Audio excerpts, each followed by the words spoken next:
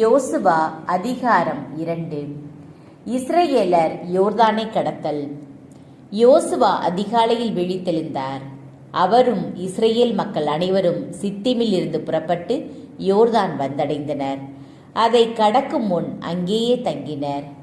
3 நாள்கள் கழிந்த பின் மேற்பார்வையாளர் பாளையமெங்கும் போய் மக்களுக்கு கட்டளையிட்டு கூறியது: உங்கள் கடவுளாகிய ஆண்டவரின் உடன்படிக்கை பேழையை லேவிய குருக்கள் தூக்குவதை நீங்கள் பார்க்கும்போது உங்கள் இடங்களில் இருந்து புறப்பட்டு அதன் பின்னால் செல்ல வேண்டும். ஆயினும் உங்களுக்கும் அதற்கும் 2000 அடி இடைவெளி இருக்கட்டும். யாரும் அதன் அருகில் செல்ல வேண்டாம். நீங்கள் செல்லும் வழி உங்களுக்கு தெரிய வேண்டும், ஏனெனில் நீங்கள் அவ்வழியில் இதுவரை சென்றதில்லை. யோசுவா மக்களிடம், உங்களை தூய்மையாக்கிக் கொள்ளுங்கள், நாளை ஆண்டவர் உங்களிடையே வியத்தகு செயல்கள் புரிவார் என்றார். யோசுவா குருக்களிடம், உடன்படிக்கை பேழையை தூக்கி பிடியுங்கள், மக்கள் முன் கடந்து செல்லுங்கள் என்றார்.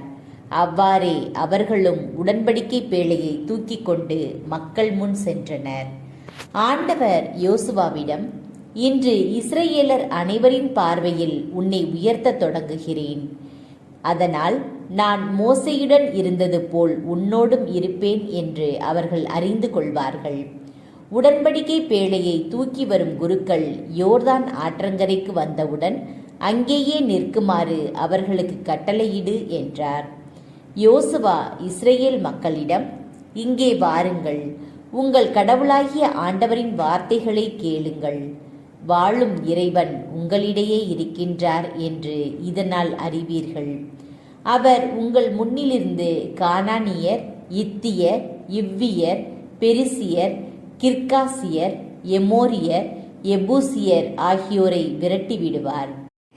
இதோ, உலக அனைத்தின் ஆண்டவரது உடன்படிக்கை பேழை உங்கள் முன் யோர்தானை கடக்கின்றது. இப்போது இஸ்ரவேலின் 12 குலங்களில் இருந்தும் குலத்திற்கு ஒருவராக நீங்கள் தேர்ந்தெடுங்கள்.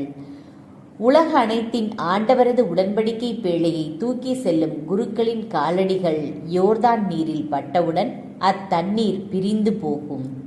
மேற்பகுதியிலிருந்து ஓடிவரும் தண்ணீர் குவியலாக நிற்கும் என்றார். மக்கள் தங்கள் கூடாரங்களில் இருந்து யோர்தானை கடக்க புறப்படும்போது குருக்கள் உடன்படிக்கை பேழையை தூக்கி கொண்டு மக்கள் முன்னே சென்றனர். உடன்படிக்கை பேழையை தூக்கி சென்ற குருக்கள் யோர்தானை அடைந்தனர். அவர்கள் காலடிகள் யோர்தான் நீரின் விளிம்பில் நனைந்தவுடன் மேற்பகுதியிலிருந்து ஓடிவந்த யோர்தான் நீர் வெகு தொலைவில் நின்றது. அறுவடை நாள்களில் இந்நதி கரை புரண்டு ஓடும். மேற்பகுதியிலிருந்து வந்த நீர் சாரத்தானின் அருகில் இருந்து ஆதாம் நகருக்கு எதிரில் வெகு தொலைவில் மேலெழும்பி நின்றது. கீழே ஓடிய நீர் பாலை நில கடலாகிய சாக்கடல் வரை ஓடி மறைந்தது. மக்களும் எரிகோவுக்கு நேர் எதிராக கடந்து சென்றனர்.